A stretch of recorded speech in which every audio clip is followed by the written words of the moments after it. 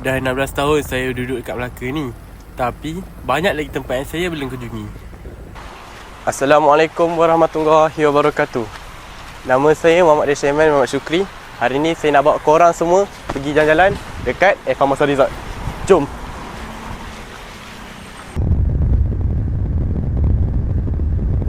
Antara tempat yang menarik dekat Formosa Resort ni, kita ada Safari Wonderland, ada Water World. Jom. Safari Wonderland.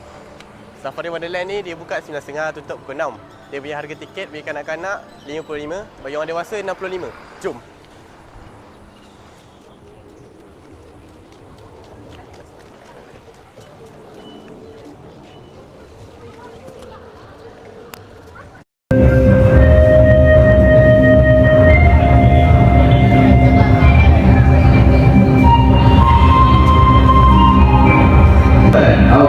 Will try to get up from front of the elephant. Rising the elephant run. There he goes once again. The elephant leaps on ahead. An elephant run pyramid of about 100,000 different muscles without any single. Water World Formosa. Water World Formosa ni dia buka 9.30 sampai pukul 6. Dia punya harga tiket bagi kanak-kanak 47. Bagi orang dewasa, 25.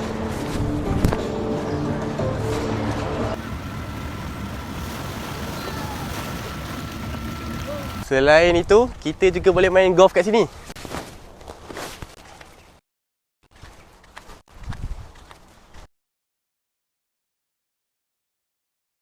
Bagi anda yang ingin malam dekat sini ada banyak hotel. Antara hotel dia ialah Formosa Resort. Korang takkan bosan ada dekat sini. Sebab apa? Kat sini ada pusat belah-belah. Ada lagi satu. Jom. Inilah tempat yang jadi kegilaan remaja zaman sekarang. Coach Airway. Di Malaysia, banyak tempat pelancongan. Sebagai rakyat Malaysia, kita hendaklah sayangi Malaysia bersesuaian dengan tema Sayangi Malaysiaku. Bye. Di Malaysia, banyak tempat pelancongan. Sebagai rakyat Malaysia, kita hendaklah sayangi Malaysia bersesuaian dengan salah-salah. Takkan bosan ada dekat sini. Sebab apa? Kita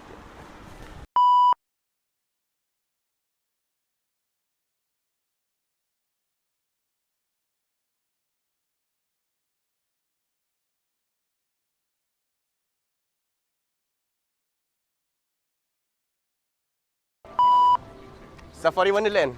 Safari Wonderland ni dia buka 9.30 sampai pukul 6. Harga tiket bagi kanak-kanak 55, bagi orang dewasa 65. Jom.